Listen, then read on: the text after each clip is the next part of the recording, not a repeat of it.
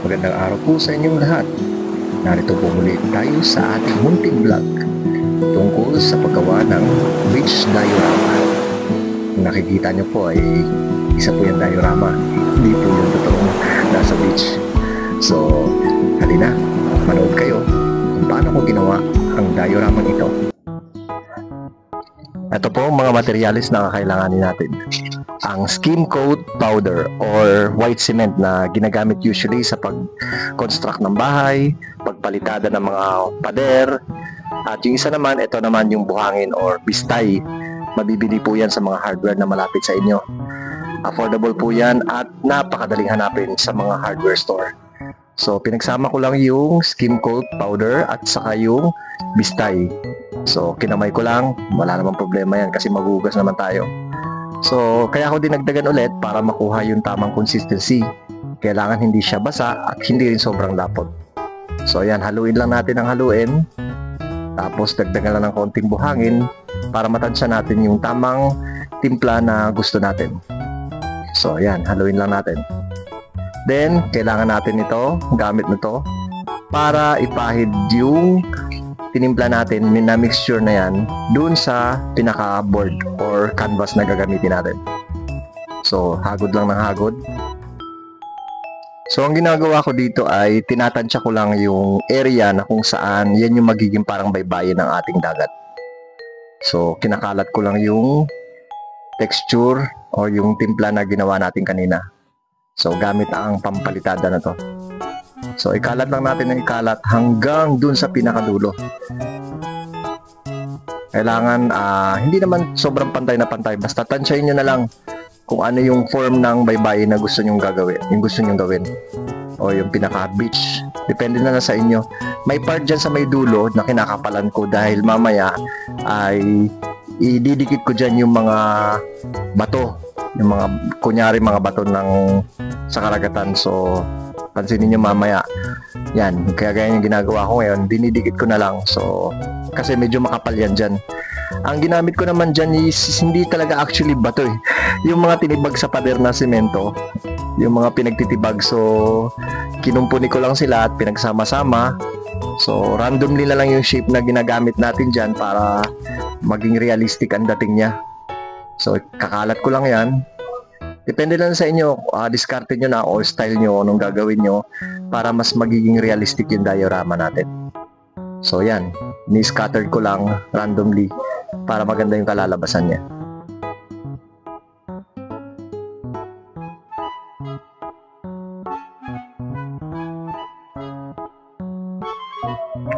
Then, yan sa part na yan, napapansin nyo, sinisiksik ko ng yung semento, yung mga bato na dinikit ko kasi para hindi mabilis matanggal. So, kailangan nakabaon siya. So, kailangan idiin nyo mabuti habang basa pa yung timpla ng semento nyo para kapit na kapit siya. Para in case na pag hinang nyo na sa wall yung gawa nyo na diorama, hindi malalaglag yung mga bato na dinikit natin dyan.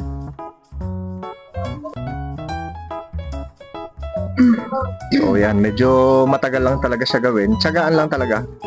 Pagtsatsagaan nyo lang at the same time, gamitin yung pag-artistic nyo para maging maganda yung kalalabasan niya.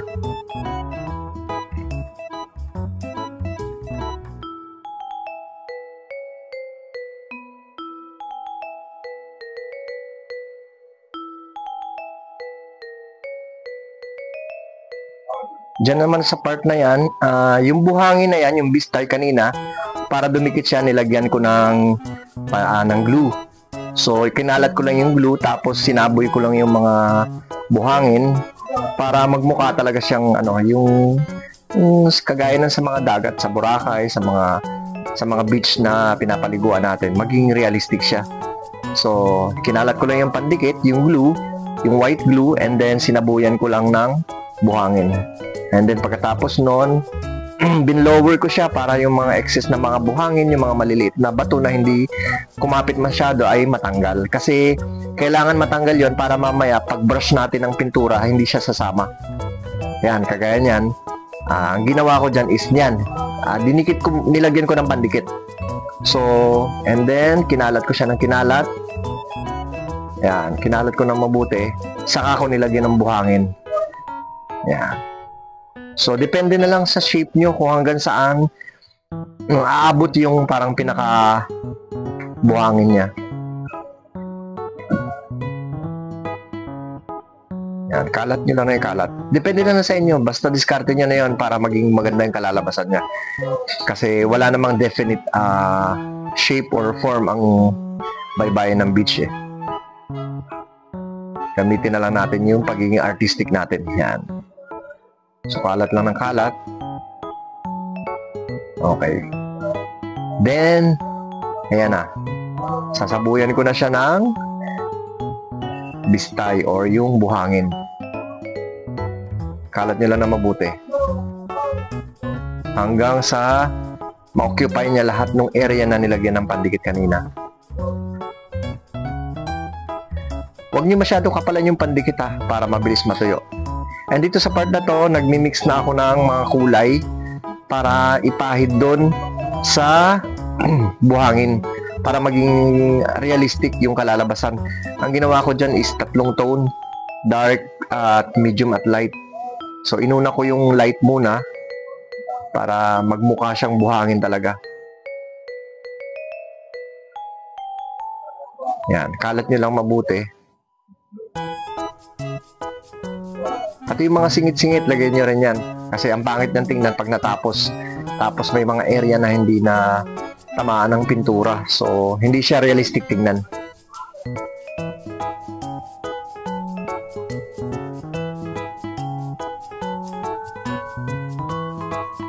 Yan, kung mapapansin nyo, meron pa rin mga bato na maliliit na hindi siya totally kumapit. Kaya kanina sabi ko, make sure na idiin nyo kasi pag hindi siya nadiin mabuti, meron mga maliliit na mga bato na natutuklap. Pero madali lang yan, mamaya ibabalik natin yan. Lalagyan lang natin ulit ng pandikit. Kapalan lang natin yung pandikit. Tapos, idikit lang natin ulit. Depende kung saan nyo gusto ilagay siya.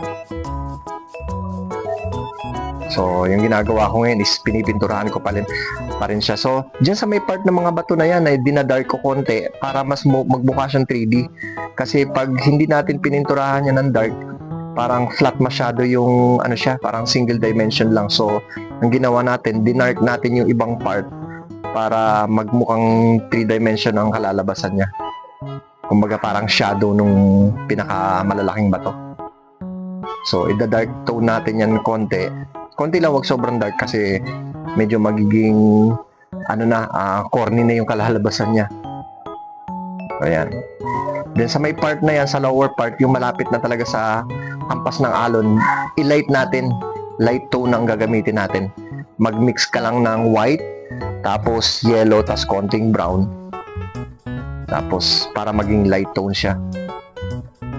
Kung wala kayong yellow, kahit add mo lang ng konting red, tapos white, tapos konting brown.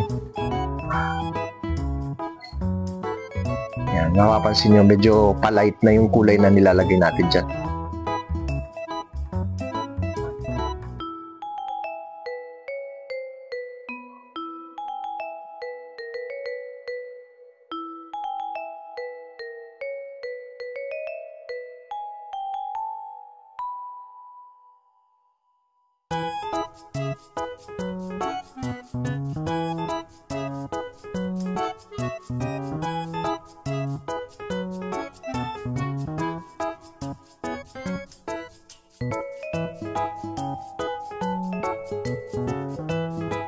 Then dyan sa may part na yan, ginagawa natin is kinukulayan natin ng dark tone yung shoreline. Dyan yung parang pinaka hampas ng alon, yung pinaka shoreline niya. So medyo ida-dark natin siya para magmukhang 3D siya. Kung titingnan mo siya sa malayo, parang yan yung parang pinaka hangganan ng hampas ng alon. So kung mapapansin nyo, unti-unti na siya parang nabubuhay na. Dahil dinark natin konti. Kaya nang sabi ko, medyo dapat kailangan mapalabas natin na 3D talaga ang kalalabasan niya.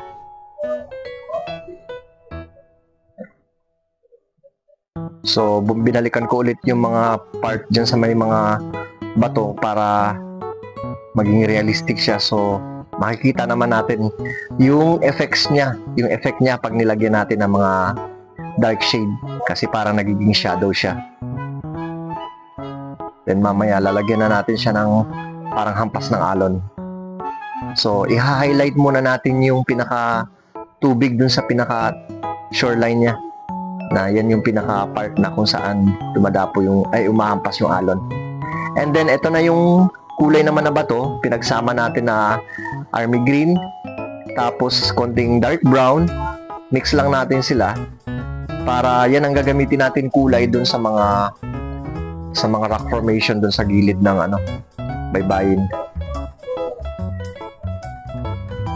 Kulayan na natin isa-isa yung mga bato. Make sure na pag nagkukulay kayo ng bato hanggang sa pinakasingit-singit niya, pinakailalim, kulayan nyo kasi pangit tingnan yan pag may mga part na mga na-miss nyo kulayan, hindi nyo natamaan. Medyo awkward siya tingnan pag sa malayo. So, tiyagaan lang talaga to. Kailangan mabusisi yung paggawa natin dito para maganda yung kalalabasan. Actually, kanina kasi wala akong maisip kung anong gagawin. Wala akong makalikot. Kaya nakita ko yung mga pinagtitibag na simento dun sa pader ng CR namin kasi nagpaayos ako ng CR. So, nakita ko yung mga tibag na simento. Ano kaya pwedeng gawin dito? May naisip akong gumawa ng parang beach diorama, and then sabi ko, siguro maganda tong gamitin itong mga tinipak na semento na to. Gagawin ko siya parang bato. And then may tabla ako na plywood na sobra. Sabi ko, saan ko kaya ito tatambak? Pinagsama-sama ko, sabi ko, alam ko na anong gagawin ko. Ito yung idea na lumabas sa utak ko. Minsan kasi pag wala akong magawa, kung ano-ano na lang kinakalikot ko, and then biglang magkakaroon ako ng idea o anong magandang gawin para may pagkakaabalahan ako. So yan na siya. So kung mapapansin nyo, yung mga bato talaga kinukulayan ko ng mabusisi para maganda yung kalalabasan niya. And then dark muna yung pinulay ko dyan, pero mamaya i-dry brush natin ng light na kulay para magmukha siyang 3D para sa malayo. Yung perspective pag tiningnan mo yung bato hindi siya flat na black lang or dark na kulay. May konting light shade siya. Ayan na siya. Kung titignan nyo, napakaganda na siya. Unti-unti na siya nabubuo. Kung mapapansin nyo yung diorama na to, maganda siya tingnan from the top view talaga. Actually, yan talaga ang pinaka-objective nung diorama painting na yan. From the top view. So, dyan sa part na yan, nag-start na ako magkulay ng tubig sa karagatan.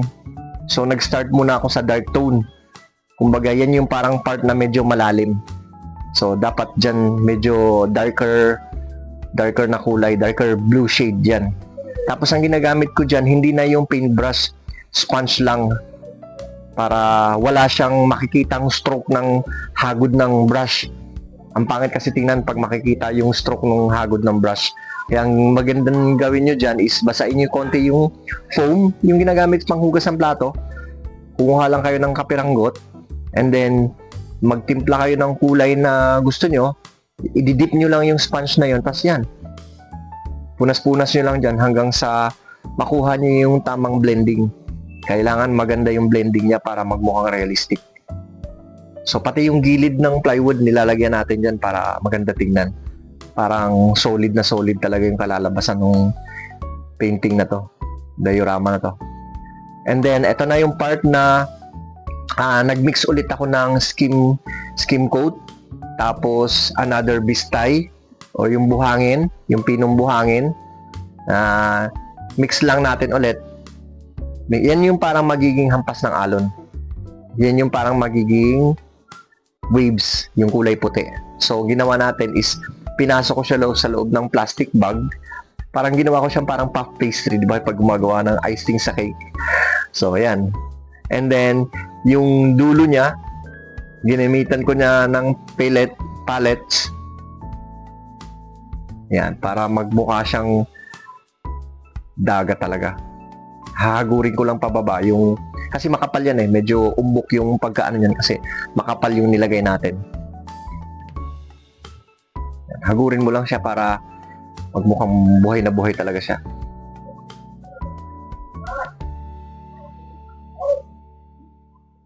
Ito yung pangalawang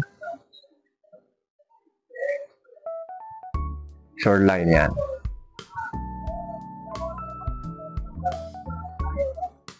Actually, habang ginagawa ko to, enjoy na enjoy ako eh.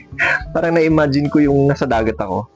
Actually, kami ng family ko, mahilig kami kasi maligo ng dagat. So, kaya naisip ko, why not gumawa ako ng isang diorama na ganito. So, and then ihahang ko siya sa tapat ng bed namin sa kwarto para every time nagigising ako, eh, makikita ko kaagad yung karagatan. Ubusin lang natin yan. Yan, ikalat lang na ikalat. Then, yung pinakadulo na part na yan, medyo makapal yan dapat para magbukang buhay na buhay yung alon.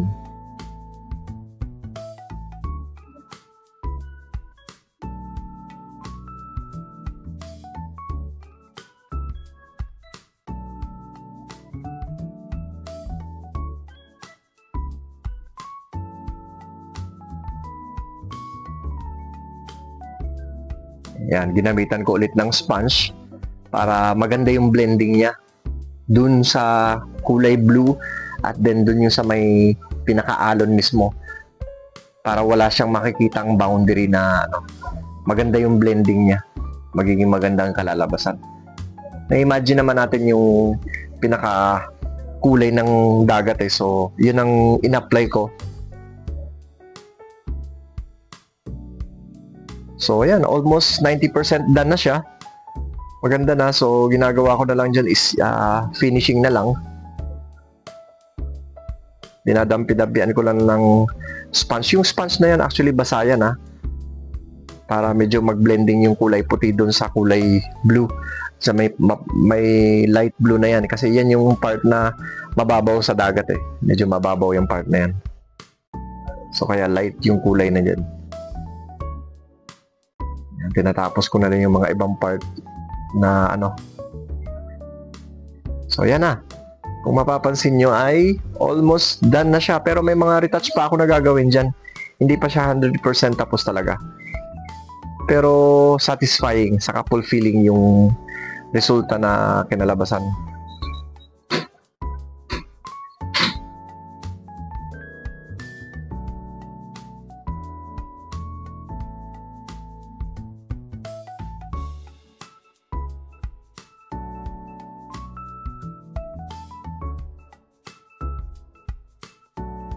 So, ayan na.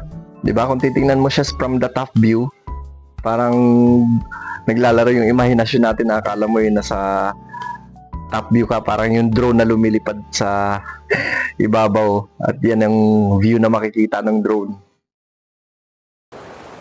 So, this is it.